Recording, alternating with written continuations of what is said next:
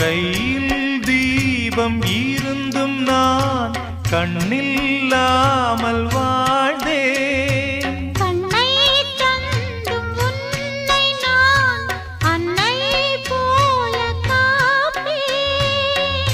வாழ்க்கை என்னும் பள்ளியில் என்னை சேர்க்கவா,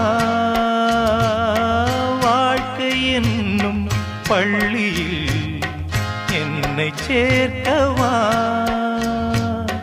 விழிகள் ரெண்டும் பள்ளிக்கூடம் தொடங்கு கண்ணா புதிய பாடம். மடியில் சாய்ந்து படிக்க வேண்டும்.